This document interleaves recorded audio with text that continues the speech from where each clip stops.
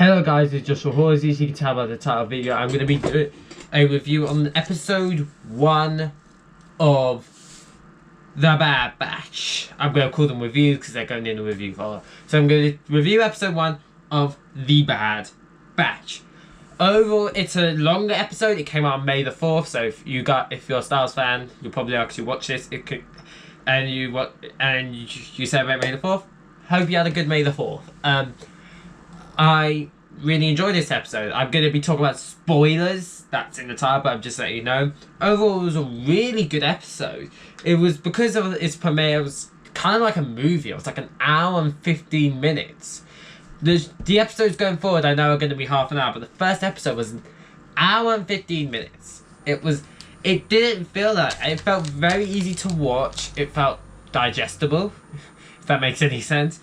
And it really goes into the effects of the world of Star Wars, literally right after Order 66 was done, right after everything about episode 3 happened, and just the huge changes that has throughout the entire galaxy that is unprecedented, which is just insane. So the show starts off with what we know, because that changes very quickly. We have the Bad Batch intro. We've got the old guy who narrates the very start of the always like, Anakin Skywalker, there's Padawan Sukatana. You know that guy. If you're a Clone Wars fan, you know that guy. He was there. I really like because they show bits of past stuff. I really liked it when they did animations. Sorry, I just needed this. When they did the animations for clips in episode 3, I don't know why, I just really like that. So now we're kind of up to speed. This is before Order 66 has happened. Just before. And we get to where this Jedi is fighting with some clones. And then a boy comes running down called Caleb Doom. For those who are Star Wars Rebels fans, and if you just have a general knowledge of Star Wars, he is Kanan Jarrus from Star Wars Rebels. He just calls himself Kanan Jarrus so people wouldn't be onto him. So, and I was like, oh, that's cool.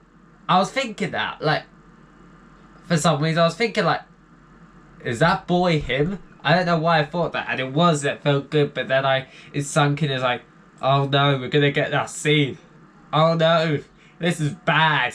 So he's like, anyway, he says, I've got reinforcements. And he's like, how many? 5. And it's the Bad Batch who kind of go to town. And they talk about how the war might be over soon and stuff. But then he says that the Padawan can go with the Bad Batch on his way running over to them. The Clone Wars receive a message. And it's that message. It's a hologram from Palpatine saying, execute Order 66. And the Jedi can sense something's wrong. And he then goes to... He then goes and they start back and he's able to block it. Caleb Doom or Kanan Jarrus, whoever you want to call him, hears this. He runs back because he realizes why the clone's trying to kill him. And his master tells him to run. He does. The Bad Batch are just incredibly confused, like, what is going on, as you would be. And so they agreed to go after the kid. One of them, called Crosshair, for some reason, because we all know it's a chip in their brain that's making them do something they wouldn't necessarily want to do. For some reason, he's killing him. He's trying to kill the Padawan. We find out later it's because, unlike the other ones, where over time, due to their mutations as a clone, the inhibitor chip, whatever you want to call it, does not work. It just doesn't work. For him, for some reason, it did work, but it didn't work as much. Wasn't as effective as the other ones though. So he tells him that he's shown when he did it, he actually jumped over something and let him escape. He knows he's lying. That builds into the future. They're so confused. They head over to Camino and Eld. It's so weird because all the creature troopers that we throughout the show felt human, and now they feel so robotic. It felt bad because they didn't want to do this. They're forced to do this. It just makes you feel bad. It makes this Emperor feel even worse. So, and we see, as they're going to interact with some people, a body of a Jedi when they interact with clothes. We know it's because it's a body with a bag over it, and the Jedi drops their lightsaber, and now people are wondering who that Jedi is. And he's like, "You got a problem?" No. They go to a little hut and they kind of discuss stuff about what happened. They were told to execute Order 66, which they found out was killed all Jedi. They find out why Echo is not affected, even though he's an actual clone trooper. He's not a mutated clone. It's because during that time when he was captured and tested on, because clearly the Separatists did not know about this. Basically for some reason that chip stopped working, so that's why. And then they have a meeting, and it's that meeting where he, in that building where it's a hologram of Palpatine talking in that meeting when he says the Republic shall be reorganized into the First Galactic Empire. And it's the same scene where Padme's like, "This is our liberty, dies of thunderous applause." Although we don't see that, we only see Palpatine. He has this whole speech about how the Jedi killed him, the remaining Jedi will be hunted down and defeated. Basically painting them as bad guys, which feels more wrong. Like, it just feels more wrong every time you hear about it, which is why I think Palpatine was such a brilliant villain, because he planned this out for years, this big plan, and that long time planning, and it worked to a perfection.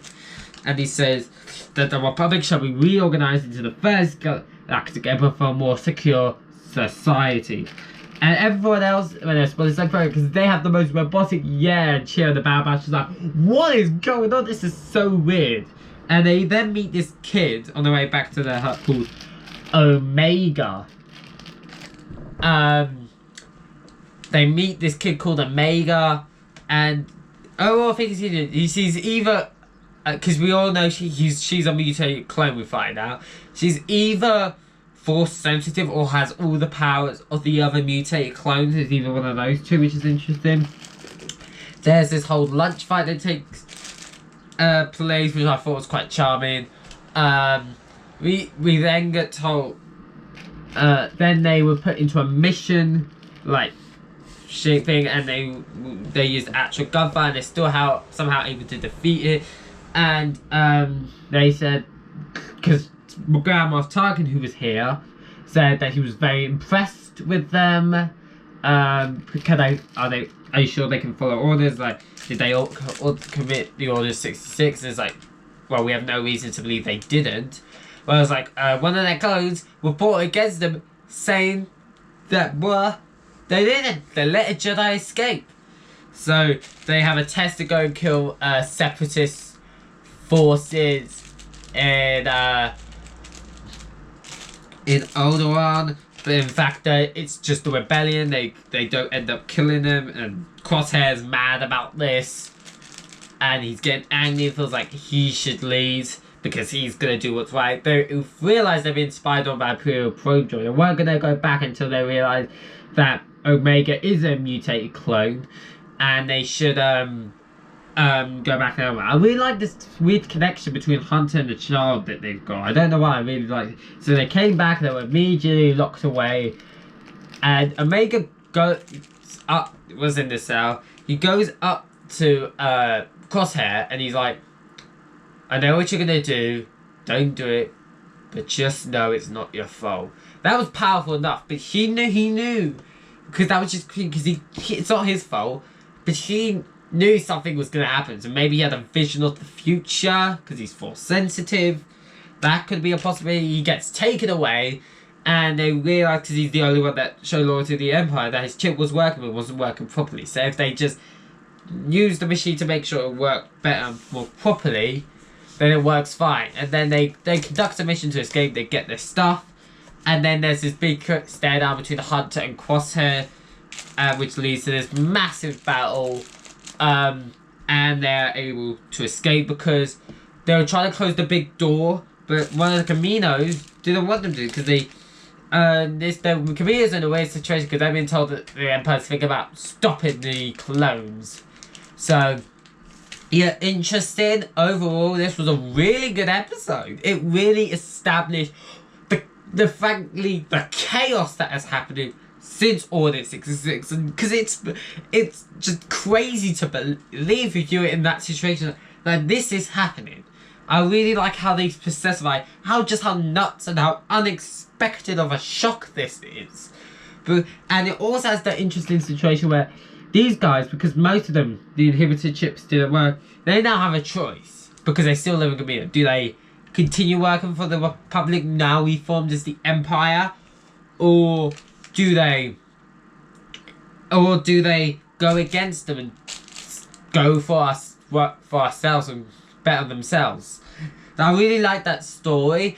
I just really like this idea of just the instant reactions and complications, is just all the things that happen right off the bat of them bringing in the Empire. Because although this episode 3 to 4 gap is very used, this is a small part of that. I've always been very interested in the right after impact, because it is just nuts in those first three. Because every other time we see it, they've been in power for long enough to legitimize themselves as a strong, powerful group.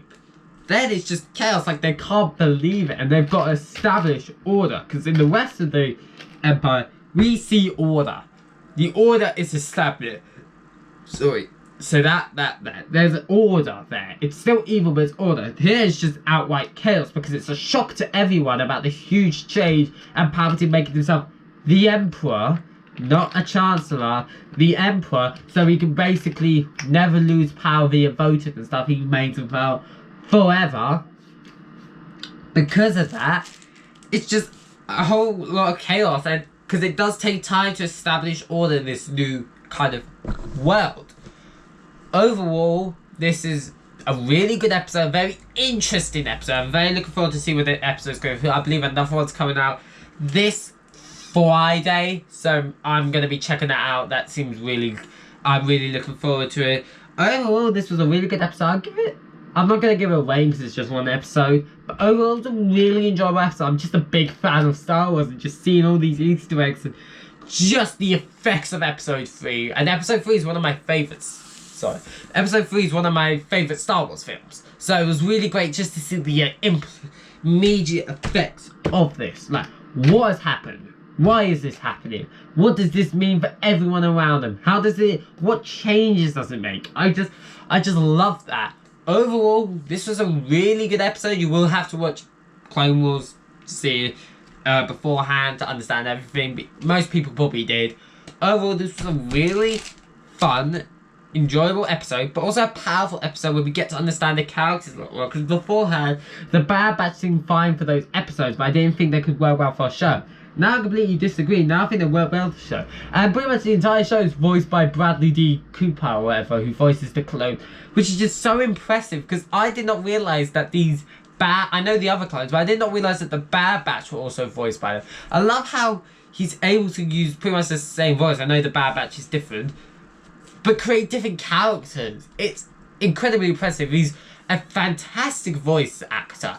Oh, this was a really good episode. I'm really looking forward to seeing where this show goes.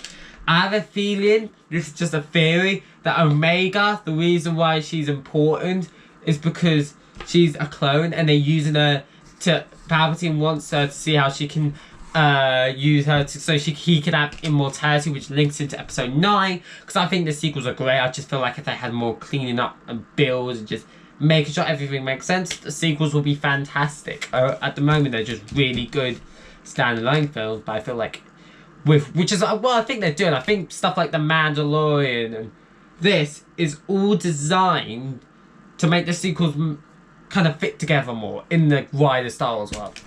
Oh, I love this. I think it was fantastic, and yeah, I hope you enjoyed this video. If you did, don't forget to like the video, subscribe to the channel, have you turn notifications so you never miss a video, and I'll see you all in the next one. Bye guys.